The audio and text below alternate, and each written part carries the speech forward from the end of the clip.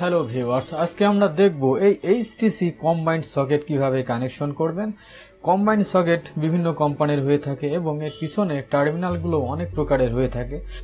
এর পিছনে আমরা 5টা টার্মিনাল দেখতে পাচ্ছি, এই 2টা সুইচের এবং 2টা সকেটের, এবং এটা হলো বডি আর্থিং এর লাইন।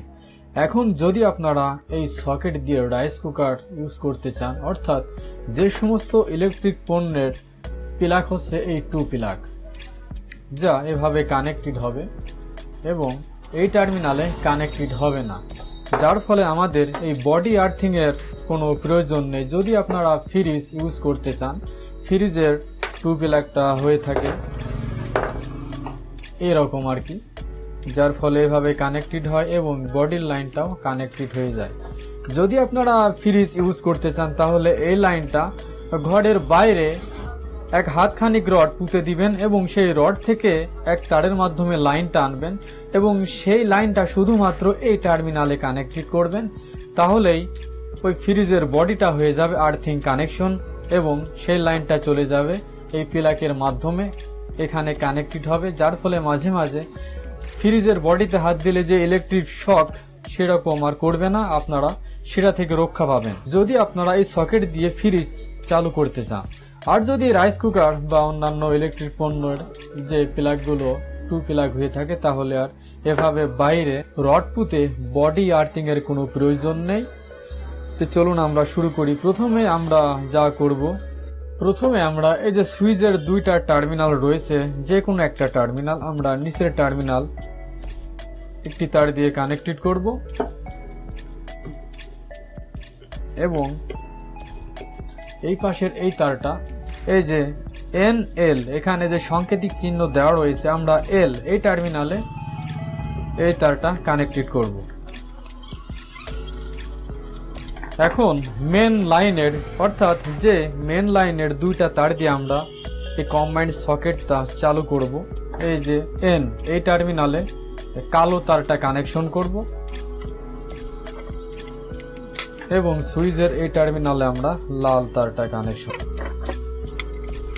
তো ভিউয়ার্স, হয়ে গেল আমাদের কম্বাইন্ড সকেট কানেকশন করা। এখন এই যে লাল কালো এই 2টা তার আমরা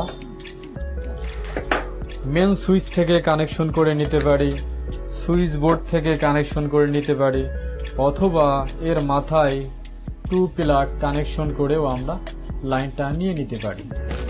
তো ভিউয়ার্স, আমি আপাতত আপনাদের চেক করে দেওয়ার জন্য 2টা তার কানেকশন করেছি এবং এটা আমরা লাইন দিলাম, সুইচ দিলাম। তো ভিউয়ার্স, দেখতে পাচ্ছেন বাল্ব জ্বলছে।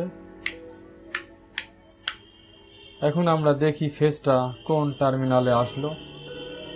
তো ভিউয়ার্স, ফেজটা চলে আসছে কালো তারে। তো আমাদের একটা লক্ষ্য রাখতে হবে, আমাদের এই ফেজটা যেন এই লাল তারে আসে, অর্থাৎ সুইচ কন্ট্রোলে আসে। তো ভিউয়ার্স, আর যদি ভুল ওয়্যারিং হয়, এই কালো তারে যদি ফেজটা চলে আসে, তাহলে এই সুইচ বন্ধ করার পরেও এখানে লাইন থাকবে। এখানে দেখতে পাচ্ছেন বাতি জ্বলছে সুইচটা অন করার পরে। আর যদি সুইচটা বন্ধ করেও দিই, তারপরেও এখানে লাইন থাকবে। হয়তো আপনারা মনে করতে পারেন সুইচটা তো বন্ধ করে দিয়েছে, এখানে আর কোনো লাইন নেই, কিন্তু ভুল ওয়্যারিং এর কারণে এই সুইচটা অন অফ কোনো ব্যাপার না। যদি ভুল ওয়্যারিং হয়, কালো তারে লাইনটা চলে আসে, তাহলে সুইচ বন্ধ করার পরেও সবসময় সকেটে লাইন থাকবে।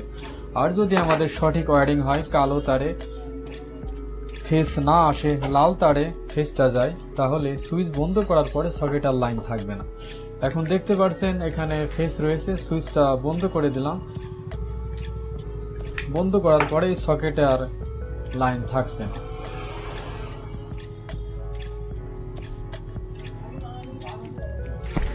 তো ভিউয়ার্স, তাই অবশ্যই আমাদের এই লাল তারে যেন ফেজটা যায় সেদিকে আমাদের লক্ষ্য রাখতে হবে।